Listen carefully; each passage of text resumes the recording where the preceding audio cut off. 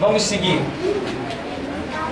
Nós temos o número 9. O 9 representa uma promessa. Uma promessa também pode significar uma aliança, que é um compromisso. Alguns exemplos práticos que nós temos, por exemplo, a gravidez. A gravidez, ela leva 9 meses. 9 meses seria quantas semanas? 39. Esse número é interessante, não é? Quer dizer, 9 meses ou 39 semanas. É isso, doutora? Porque o 39 representa lá em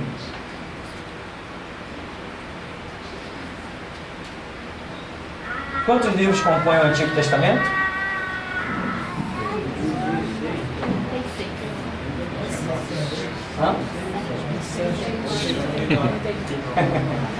Quantos livros compõem o Novo Testamento? 27. O Antigo Testamento? 39. Tá. Nós vemos que no Antigo Testamento, esse número 39, ele aparece, nós vamos voltar ainda para o 9, mas o 39, só por um detalhezinho, ele aparece como algo ainda incompleto, porque o Antigo Testamento era um projeto de Deus, sim ou não? Sim. Pessoas eram salvas seguindo a regra do Antigo Testamento? Sim. Salmo 119, verso 105, lâmpada para os meus pés, luz para o meu caminho, a tua palavra, está lá no Antigo Testamento. Quando Jesus vence o diabo, que é escrito lá em Mateus 4, quando Jesus vence o diabo, Jesus mencionou 3 passagens bíblicas. E essas 3 passagens bíblicas com as quais Jesus vence o diabo estão lá no Antigo Testamento. Então nós temos um projeto ali. Porém, nós detectamos que o 39 não representou um projeto total de Deus. Por quê? Em Isaías 53, que é Antigo Testamento, que está inserido dentro destes 39 livros, em Isaías diz que ele foi moído pelas nossas transgressões, o castigo que nos traz a paz estava sobre ele, pelas suas pisaduras fomos sarados. Então já tem ali uma profecia e tantas outras dezenas e dezenas de profecias que apontam que Deus ainda iria fazer alguma coisa sobre a terra. Isaías 7,14: eis que a virgem conceberá e dará à luz um filho. Projeto e tantos outros projetos que não foram cumpridos nos 39 livros. Então o 39 ele se manifesta como algo que ainda não foi completo. A profecia que se cumpriu na vida de João Batista, ela aparece em qual episódio? Ela aparece em Isaías 40. É isso? 40? 40? Quem me ajuda? 40? 40. Amém? Tem que decorar algumas coisas, tem que decorar, irmão. Se não decorar, complica. Então, em Isaías 40, aparece voz do que clama no deserto. E vemos esse cumprimento sobre João Batista. Então, o 39, porque Isaías é um livro que tem 66 capítulos, tipificando todo o conteúdo da Escritura, que é de 66 livros. Até o 39º capítulo de Isaías, nós estamos praticamente falando de Antigo Testamento e povo judeu. Mas quando nós entramos a partir do capítulo 40 de Isaías, há um desfecho, há uma avalanche de profecias a respeito da pessoa e do ministério do Senhor Jesus. Então já é Deus mostrando através de Isaías, que é chamado profeta messiânico, que ele é o que mais fala sobre o Messias, Jesus. Ele já começa a partir do capítulo 40 a demonstrar coisas que viriam se cumprir no Novo Testamento. Então o 39 revela ainda que algo não está totalmente cumprido. A criança nasce com 39 semanas. Acabou a história? A vida vir à existência é tudo? Não. Quantas pessoas nasceram, vieram à existência? E Jesus diz assim: olha, aquele que escandalizar um desses pequeninos, melhor lhe fora não ter nascido. Quando Jesus diz melhor seria não ter nascido, significa que o nascer não é tudo. Porque muitas pessoas nascem, vivem, morrem e vão arder eternamente no inferno. Valeu a pena ter nascido? Melhor seria não ter nascido. Então, o simples fato da vida vir com 39 semanas não é tudo. Ainda tem algo a ser completo. Amém?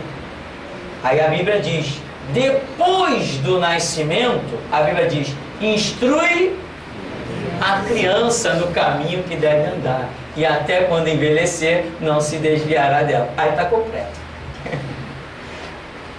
O 9, então, representa uma promessa. Aí temos a gravidez de 9 meses. Deixa eu ver se botei mais algum exemplo aqui. Ah, tá. Tem várias passagens bíblicas que falam, por exemplo, que Jesus Cristo foi crucificado a hora... na hora 9, quando termina, né? Mas a primeira hora que ele foi crucificado? Quem lembra? Terceira. A crucificação de Jesus começa na terceira hora. Muita gente não tinha percebido isso, não é verdade? Ou se tinha, já tinha esquecido. Jesus começa na terceira hora. Vamos pular as fronteiras do Pacífico, vamos dizer. Então seria 9 da manhã, né? Achamos o 9 de novo aqui. 9 da manhã, foi por acaso. 9 da manhã, Jesus foi pregado na cruz. Porque para os judeus a primeira hora é 6 da manhã. Então, terceira hora do dia, 9 da manhã para a gente.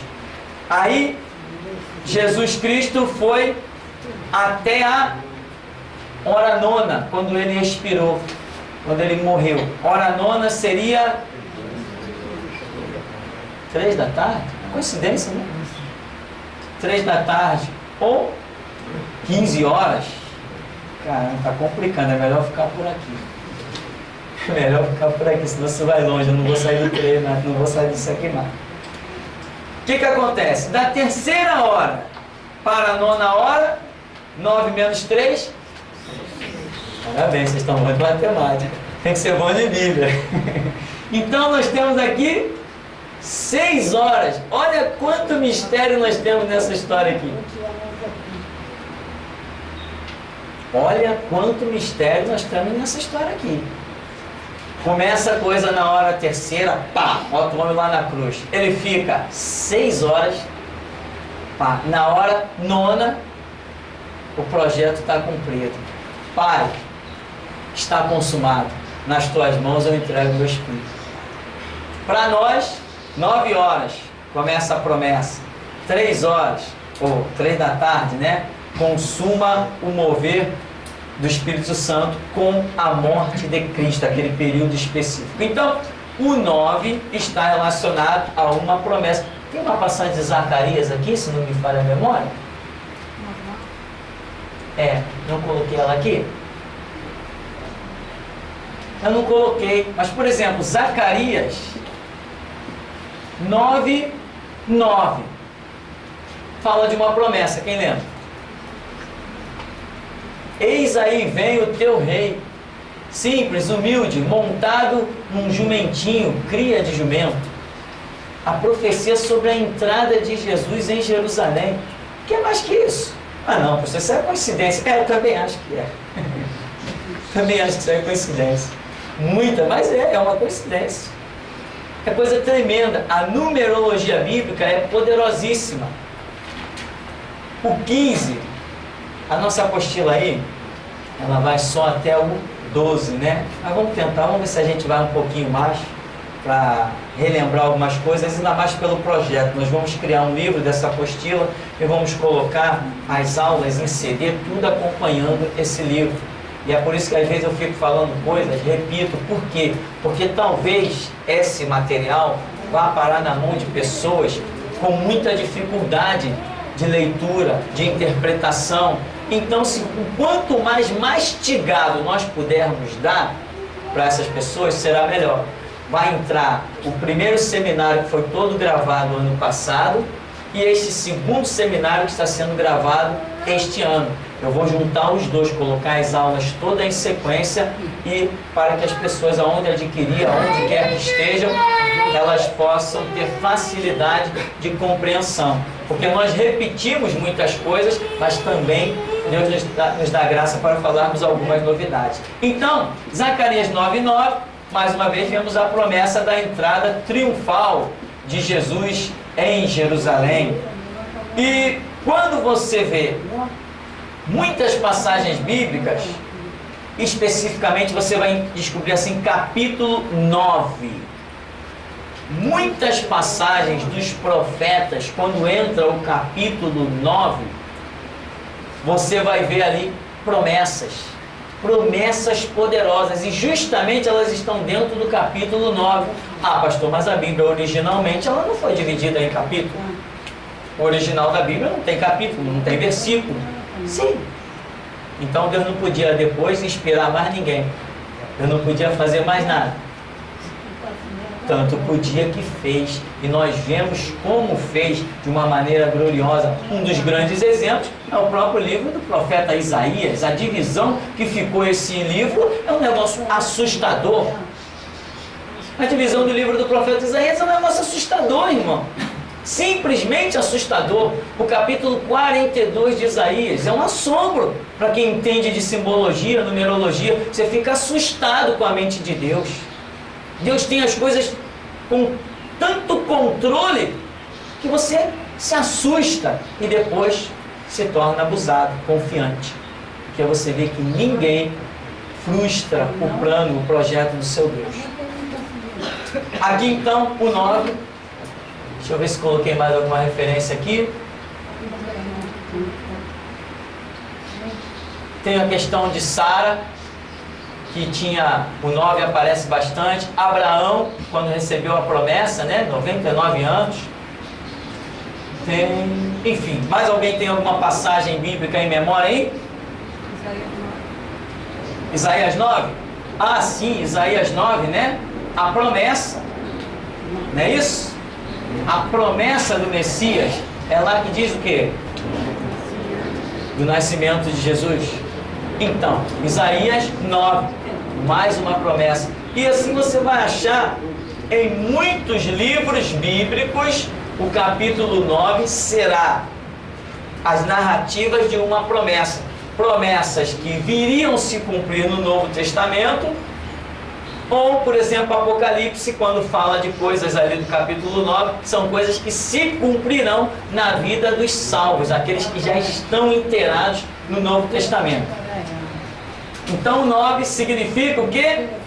Uma promessa. Se você tiver um sonho e aparecer o número 9 nele, saiba que há uma promessa. Assim como eu falei, a mulher aguarda 9 meses, né? O 9 representa uma promessa. Aqui nós estamos falando de gravidez. Se você tiver um sonho, uma visão, sei lá o que, alguma coisa em que você veja alguém grávida, aquilo pode não necessariamente estar representando que a pessoa terá um filho, mas que a pessoa tenha uma promessa. E às vezes, como já aconteceu aqui no ministério, pessoas que graças a Deus já foram embora, sumiram, desapareceram, esqueceram o caminho da igreja, graças a Deus. Pessoas estavam na bronca com outra, aquelas intrigas bestas, né, que nem lá no mundo tem, nos terreiros de macumba, no catolicismo. Aí dentro da igreja isso também tem. Eu não entendo como, mas tem. E quando tem. Então, aí a pessoa está na bronca com outra, aí tem o sonho que aquela pessoa estava grávida. Ou seja, é a misericórdia de Deus falando, não se mete com fulano, eu tenho promessa com fulano. Não se mete, tu vai cair, a minha promessa com ele está de pé. Mas as pessoas não querem dar ouvidos quando a coisa é contrária às suas concepções. Então, meu irmão, se você está na intriga com alguém, vamos aproveitar o gancho. Se você está na intriga com alguém e teve um sonho que esse alguém está grávido, pode ser homem, mulher, pode ser o que for. Foge. É bom, esquece o papo, porque é você que vai cair. Deus está mostrando, a minha promessa está lá. Está de pé. Não adianta. Caiu, foi reprovado. Deus está dizendo, não foi nada. Eu estou lá, estou tratando. É comigo. Cuidado. Amém? Fique esse alerta que é sempre importante, um alerta, né? Alertas são que não nos deixam cair. O número 10.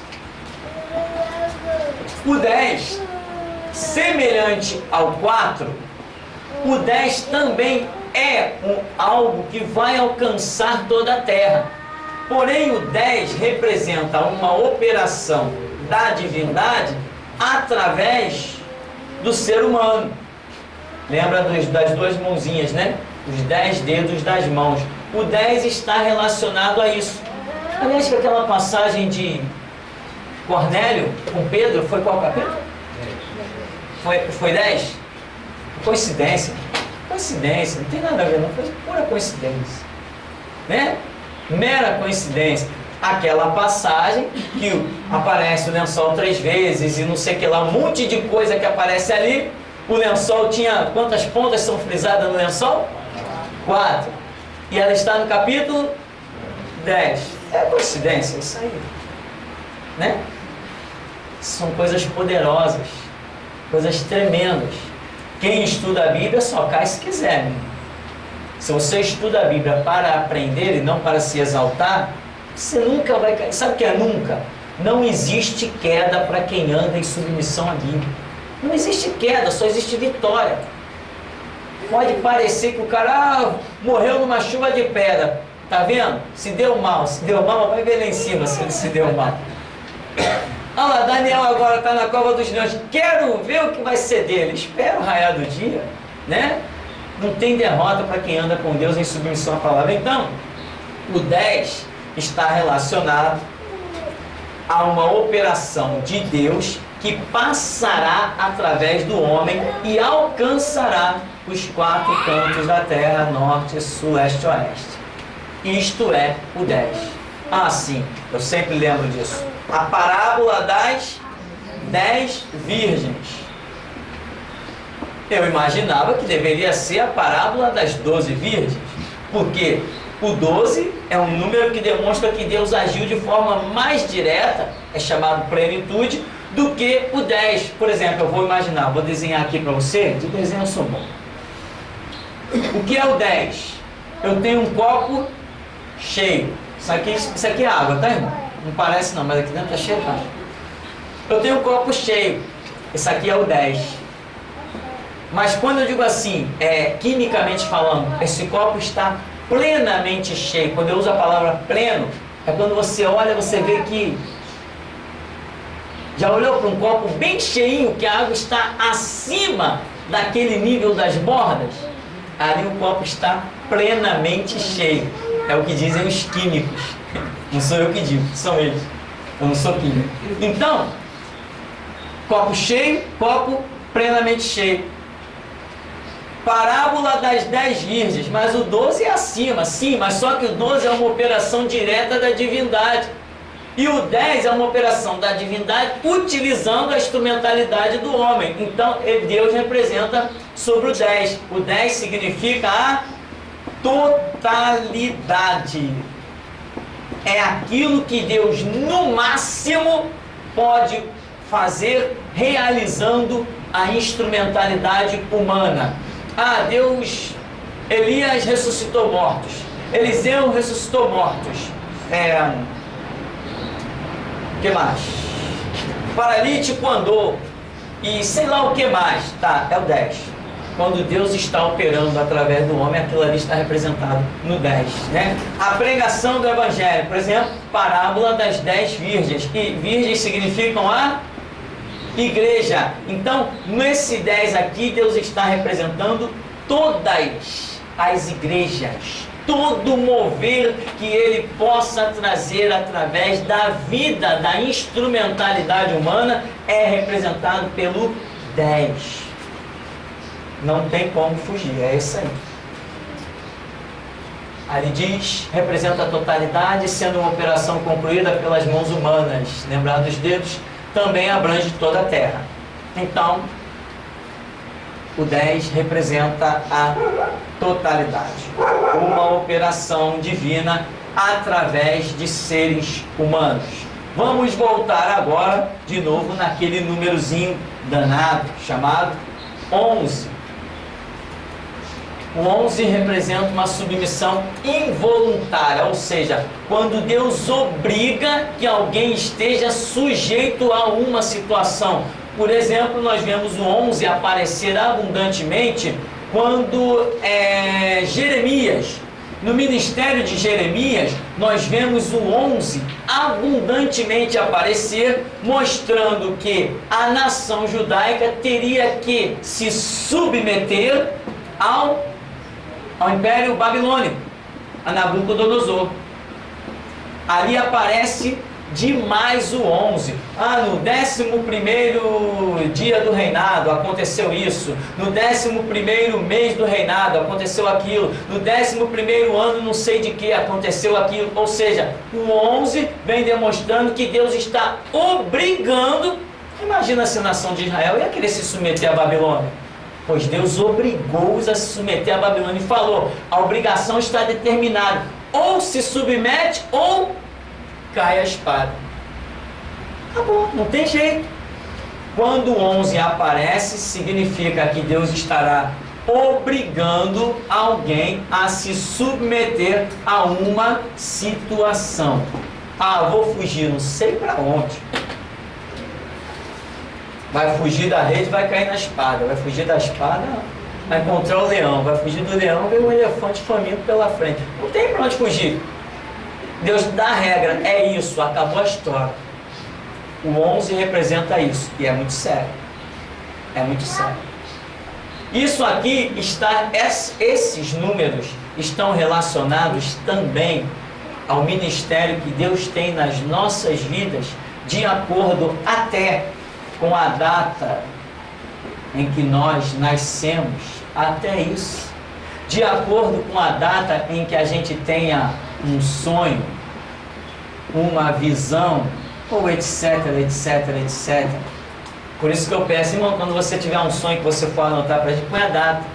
Primeira coisa que eu olho quando alguém tem um sonho que traz para o ministério, primeira coisa que eu olho, a data que a pessoa teve esse sonho. Eu também, quando eu tenho algum sonho, eu observo logo a data. Faço questão de guardar logo a data, porque até ninguém sonha, dificilmente a gente sonha todo dia. Ou seja, sonhos específicos acontecem em dias específicos. Projeto de Deus. O ano tem 12 meses. A semana tem 7 dias. Por que esses projetos todos? O homem não começou com um calendário com um ano com 12 meses. Não, os calendários já foram uma verdadeira bagunça. Depois Deus permitiu os homens estudar e descobriram que o calendário certo era composto de 12 meses. Esse era o tempo em que o Sol demorava para dar uma volta completa, um movimento chamado translação do Sol. O tempo total dele, um ano, eram esses 12 meses. Então, a partir daí, descobriu-se um monte de projetos para se fazer calendários de forma precisa. Hoje, se sabe dia, mês, hora, minuto, segundo em que um determinado cometa vai estar passando daqui a 50 anos. E é certinho, o cálculo é preciso. Por quê? Porque descobriu-se que o ano solar, ou lunar, como chama, não sei, ele tem 12 meses. Por que 12? Tudo que é assim um projeto direto de Deus, você vai achar o 12. Nós ficamos no 11, né? Submissão imposta. Temos então o 12. O 12 é aquele copo transbordante. O 12 representa a plenitude. Aí você vê Jesus constantemente multiplicando pães, peixes, essas coisas. E numa dada operação de Jesus, diz que sobejaram 12 cestos. 12 cestos. Mostrando que houve ali uma operação plena. Embora alguns dizem assim, não, são 12 cestos. Que é um para cada incredulidade dos apóstolos. Então tinha que ter 13, porque eu também nem sempre creio tanto, né? Quem quer mais um cesto aí? Quer mais um, Jorge? Claro. Nós não somos homens de tanta fé como a gente pensa que é. Nem ouse pensar. Tem coisa que te faz tremer. Quando Jesus diz assim, olha, eu vou fazer isso, eu digo, Jesus, misericórdia. Quando Jesus diz assim, eu vou sacudir a figueira lá na igreja, de leve. Jesus, misericórdia. Amém, irmão? A gente treme, a gente tem pena, a gente sei lá o que, mas seja feita a vontade do Senhor, amém? Quem confia em Deus jamais perde a batalha, mas muitos não confiam. Quando o Gideão dá o grito, aí, quem quer ir para casa jogar videogame, pode ir. Vai um monte de gente. Então o 12 é a plenitude, é aquele copo transbordante, e nós vemos essa operação sempre quando Deus age direto. Por exemplo, a cidade celestial diz que ela tem 12 portas e 12 fundamentos. Jesus veio e escolheu, dividiu a tribo de Israel em 12 tribos. Eram os 12 patriarcas. Jesus escolheu os apóstolos, escolheu 12 apóstolos. Multiplicou os pães e os peixes, sobrou 12 cestos. O que mais? Tem 12 para tudo que é lado, mostrando uma operação direta da divindade sobre a terra. Tem muito mais coisa que eu não lembro. Sim, a mulher que tinha na sua cabeça uma coroa com 12 estrelas, e aquilo ali tem uma representação da operação da plenitude de Deus. A gente sempre viu esses números aí pela Bíblia, achando que estão lá para enfeitar. Jesus aos 12 anos foi achado entre os doutores, né? Estão dizendo que em 2012 algumas coisas vão acontecer, mas não estou preocupado não. Não estou preocupado não, isso aí não me abala não. Tem orado, Jesus não revelou nada. Se ele não revela, é porque não tem que se preocupar. E quando ele revela, tem solução, né? Então, o 12 representa a plenitude. Você vê que as coisas aqui envolvidas são uma operação direta da divindade. Tem muito mais coisa que eu não lembro, né?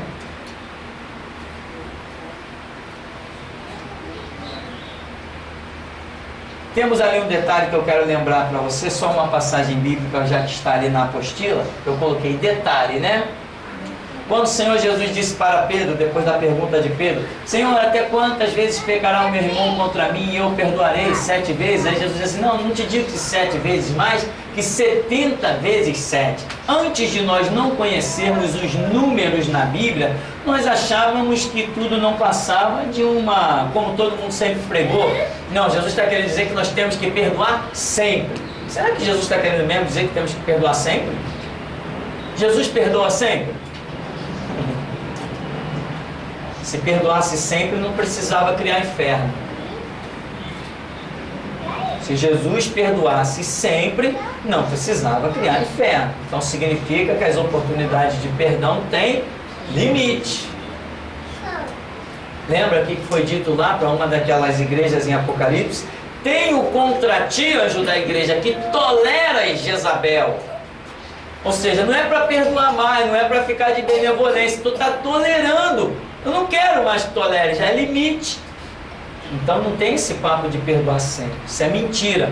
O Evangelho não é uma obra de Deus para perdoar sempre. É uma obra de Deus para perdoar e dar oportunidade. Lembra daquela mulher? Ninguém te condenou? Ah, não, eu também não te condeno. Vai, não peques mais. Não diz, vai, pode pecar, quando tu pecar, tu vem aqui que eu te perdoo de novo. Vai e não peques mais. Então, ele falou, como o Pai me enviou, eu vos envio a vós. Então, Jesus não perdoa a vida inteira. Essa não é a realidade. Esse jogo de números que Jesus diz aqui, 70 vezes 7, que seria 490, nós vimos, né? Ele está aqui no contexto de perdão, que seria aquilo que redundantemente já temos falado. 490 anos é o cumprimento das semanas proféticas de Daniel, quando Jesus Cristo descerá no Monte das Oliveiras e dará perdão à nação de Israel. Claro, não é a nação como um todo, mas o que nós chamamos de remanescente, aqueles que vão permanecer firme guardando a lei. Jesus descerá no Monte das Oliveiras no cumprimento desses 490 anos, que é agora depois que o anticristo assumir o poder e cercar Israel na guerra do Armagedon. Jesus dará o perdão à nação de Israel, descendo sobre o Monte das Oliveiras. Este é o significado desta passagem aqui, que até então, não conhecendo os números na Bíblia, nós achávamos apenas que era perdoa sempre. Ou então, como alguns diziam, irmão, uma vez uma irmã na igreja batista falou, irmão, você tem que perdoar 490 vezes. Jesus falou 70 vezes 7. Não, não é nada disso. A realidade é outra. Aqui está falando de uma profecia, né? 490 anos proféticos. Nós sabemos que isso aí vai se cumprir no final do reinado do anticristo, com a guerra do Armagedon. Só esse detalhe. Eu quero então falar, acho que ali na apostila não tem mais, né? Não, números não tem. Então nós temos o número 13, que eu vou dar só uma pincelada. O 13 significa libertação. Coincidentemente, né, houve em 13 de maio de 1888, não foi isso? Quanto 8 tem aí, né? Um novo marco. Então, 13 de maio houve a libertação dos escravos, né? A tal da Lei Áurea. Quem assinou a Lei Áurea? Não fui eu, né? Quem assinou a Lei Áurea? Quem? Tem certeza? Tá gravado, irmão. Vocês estão dizendo. Bom, a Lei Áurea, assinada pela princesa Isabel, é 13 de maio, porque o 13 está relacionado na Bíblia como libertação. Lembra que 13 parece do mês de Adar? É isso? Lá no livro de Esther? 13 de Adar foi o dia que aquele homem, como chama ele? Amã, não é isso? Que odiava Mardoqueu, não é isso? Amã marcou como 13 de Adar para exterminar os judeus. Quer dizer, Deus está brincando com ele. A forca que ele tinha construído, Deus deixou de construir para ele próprio. Deus está brincando com ele, porque 13 não era, e ele jogou lá os seus búzios, né? 13 não é dia de extermínio. 13 é libertação. E aí ele diz, então vamos exterminar os judeus no dia 13 de Adar. Aí chegou o dia 13, exterminou alguma coisa? Foi exterminado. Foi exterminado. Porque o 13 representa libertação. Ah, sim. O livro de Juízes, aquele ciclo vicioso, né? Diz que o povo estava em rebelião, daqui a pouco o povo se humilhava, Deus levantava um libertador. Aí daqui a pouco o povo caía de novo, ia cativo, era oprimido, Deus levantava um libertador. Nessa brincadeira lá, o livro de Juízes, quantos libertadores foram levantados? Coincidentemente, 13 libertadores. Coincidência, irmão, isso é coincidência. Só coincidência. Então, 13 significa libertação. 14 significa restauração, né? 14 significa restauração. Esse é o nosso número. Como Deus já tem mostrado coisa nesse ministério com 14. Começou quando nós, uma vez, fomos pregar, depois da obra, estávamos realizando uma obra aqui. As minhas mãos, eu não conseguia nem tocar o violão, de tanto virar concreto. Era uma coisa terrível, as mãos estavam duras. E eu disse, Jesus, misericórdia, tem que pregar. Saía daqui, tomava um banho, abria a Bíblia e Deus nunca deixou de nos dar a sua misericórdia. E nesse dia, uma pregação que eu chamo Restauração é para Valente, parece que é esse número, né? O nome da mensagem, Restauração é para Valente. E abri uma Bíblia ali, começamos a pregar. Na hora que começou a entrar umas coisas na cabeça, eu falei, Jesus, misericórdia, eu vou falar isso? Suei frio, faltou coragem, também eu não tinha outra coisa para falar. Deus é tremendo, meu irmão. Ou tu fala isso ou já era. Foi o que eu vi na hora, meu. Depois, examinando, então, eu falei, caramba, eu só tinha aquilo para falar, não existia mais nada na minha cabeça. Houve um vazio dentro da minha memória, e só aquelas palavras. Ou eu falava aquilo, ou não tinha mais nada para falar. A minha boca travava. Ou eu falava aquilo, ou eu ia ficar calado diante do povo. Deus não ia me dar mais nada para falar. Preguei, restauração era para Valente, arrebentei com o conceito de assembleia, de batista, de metodista.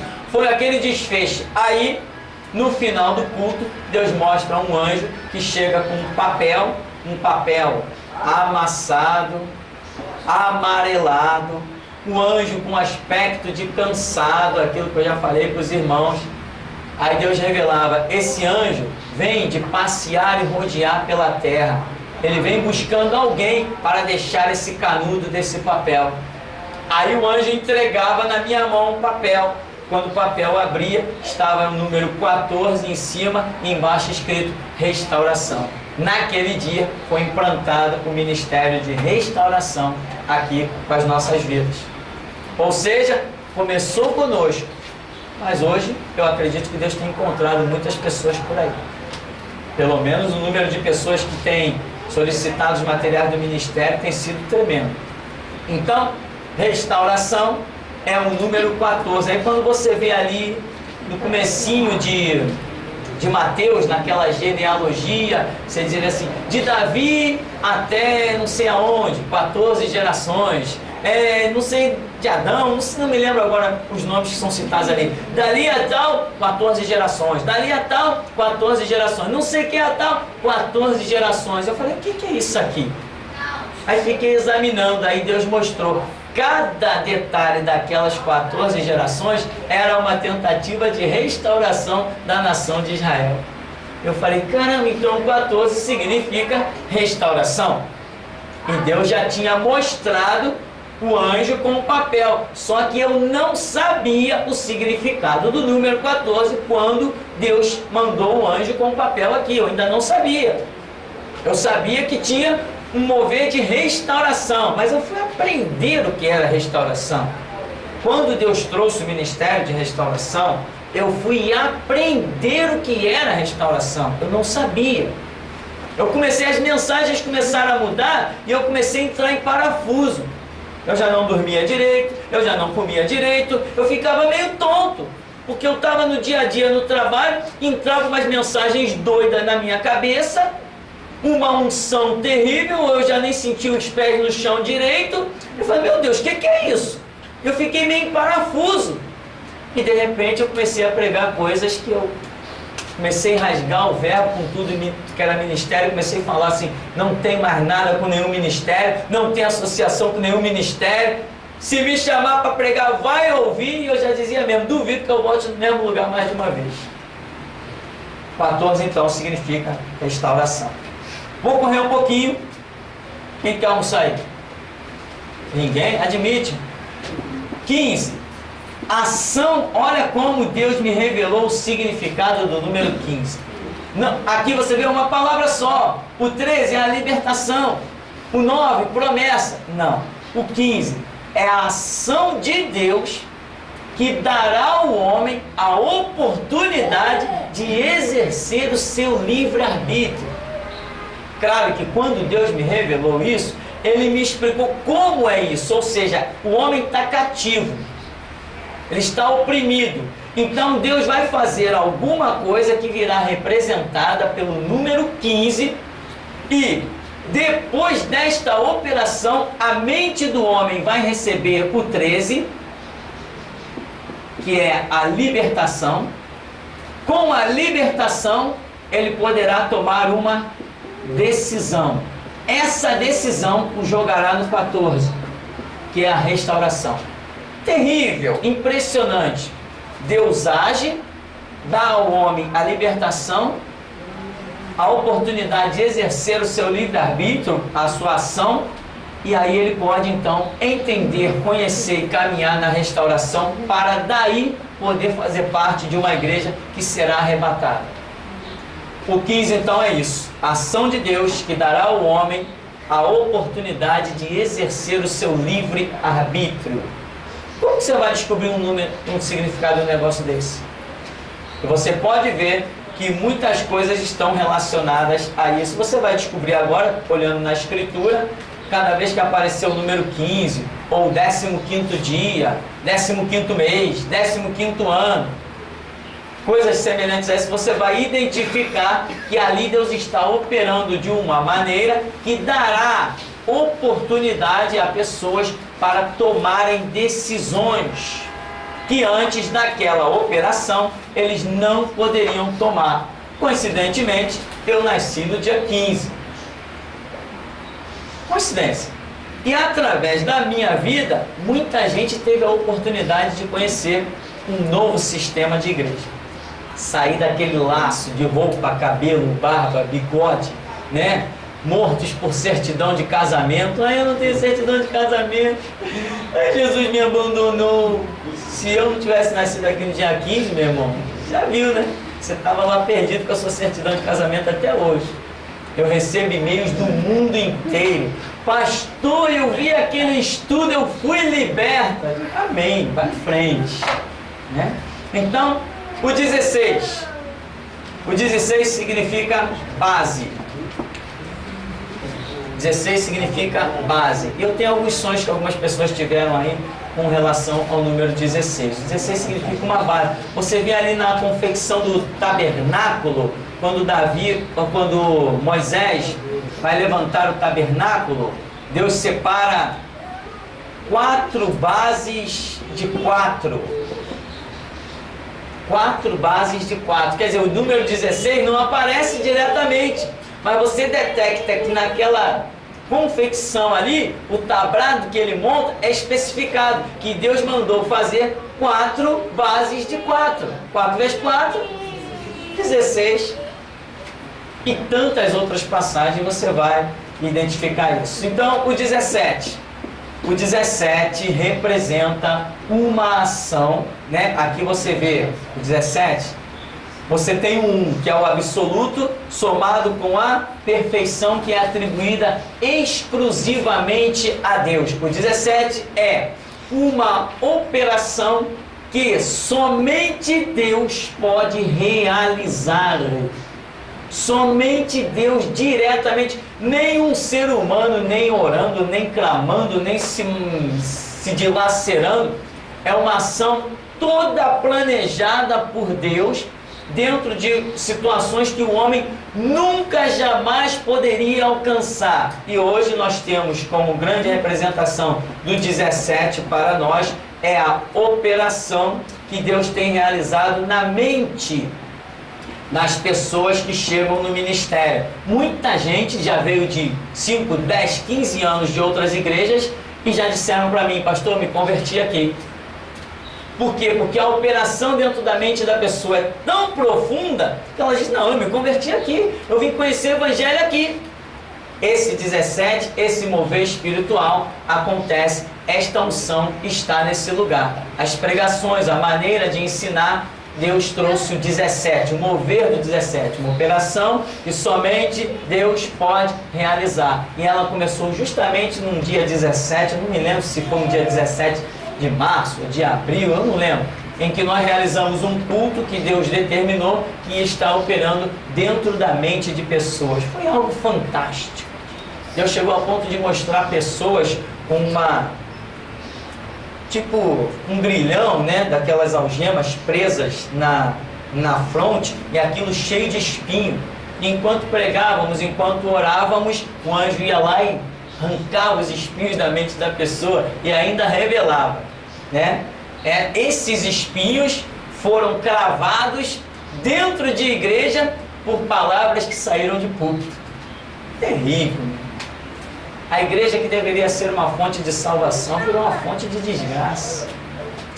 Bom, o 18 é uma ação de Deus que dará sobre a humanidade um novo marco. É o absoluto com o novo marco, ou seja, uma ação gerada na soberania de Deus, com exclusividade nos projetos de Deus, coisa que nós não entendemos, não alcançamos, precisamos, aí entra a nossa submissão de fazer aquilo que Deus manda, mesmo quando nós não compreendemos.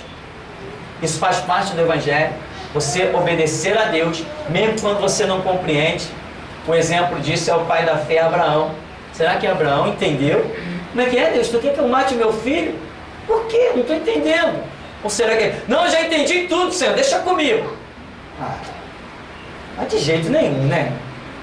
Mas Abraão, por que foi chamado amigo de Deus? Por que foi chamado pai da fé? Porque ele fez algo que, de princípio, não entendeu nada, mas sabia quem tinha falado com ele, sabia quem é que tinha dado ordem. Então ele se submeteu. Vou matar, Deus mandou, vou matar. Depois o autor de Hebreus diz que ele achou que Deus poderia até depois dos mortos ressuscitar o seu filho, mas isso quem diz é o autor de Hebreus. Lá no cenário Abraão não disse nada. Então o 18 é uma ação de Deus que trará um novo marco sobre a terra, mas é uma ação muito especial, tá? Ou seja, é um mover muito direto, essa é a palavra mais correta, direto, um mover muito direto dos projetos de Deus, em que Ele fará, não tem, Ele fará e acabou a história, é algo que Ele fará, eu compreenda ou não. O 19 também é uma ação de Deus direta, que faz uma promessa a alguém e vai cumprir. É semelhante ao 18, só que aqui está no campo da promessa feita ao homem. Deus diz assim, ó, eu tenho uma obra na tua vida. Você vai morrer com 500 anos e antes de completar 500 anos você é imortal. Não tem vírus, não tem bala perdida, não tem traficante, não tem delegado, não tem vagabundo. Ninguém perde. Eu estou te fazendo uma promessa. Acabou a história. É o 19. Esse é o 19. Quando Deus resolve dizer assim, eu vou fazer na tua vida. Se eu não entendo, eu vou fazer. Esse é o 19. Quando Deus te faz uma promessa em que ninguém, de forma alguma, jamais poderá obstruir, interromper esse projeto que Deus tem na sua vida. O 20, rapidamente para terminarmos. O 20 é quando sai uma ordem, né? Uma ordem de restauração.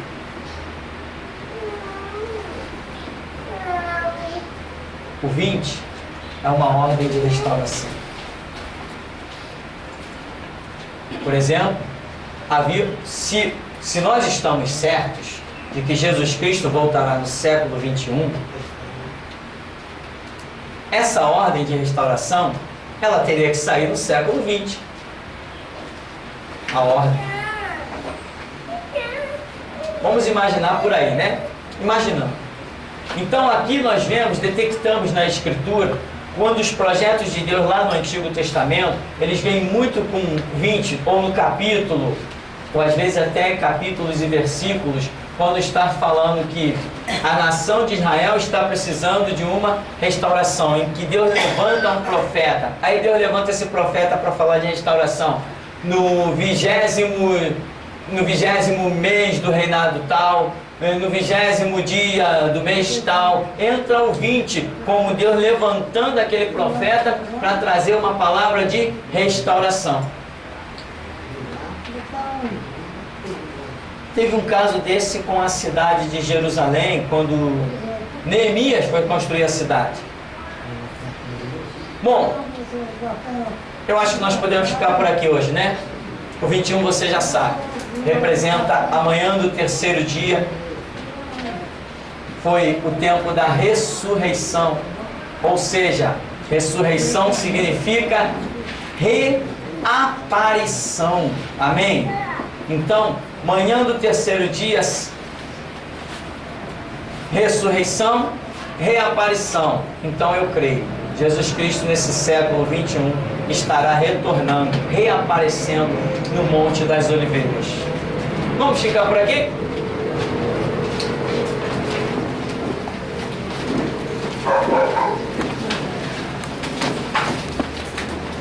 Vamos agradecer a Deus.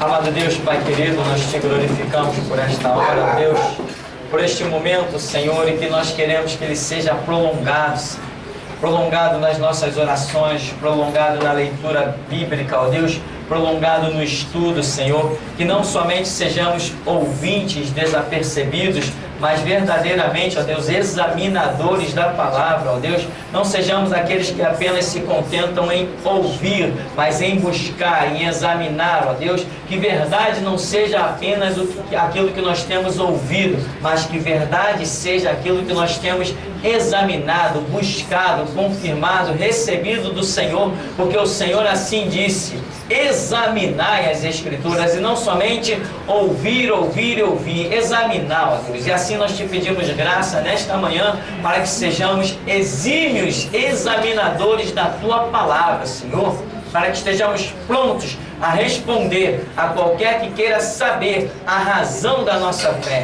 E tal conhecimento desejamos, ó Deus, que possamos afirmar que após nós, o Senhor brevemente pisará sobre esta terra para julgar as nações, ó Deus. E nós, ó Deus, queremos estar em posição que possamos te glorificar, bendizer e exaltar. Assim, ó Deus, nos dá a tua graça e nos abençoa nesta manhã, com compreensão, com entendimento, para a honra e glória do teu santo nome. Nós oramos confiados em nome de Jesus. Amém.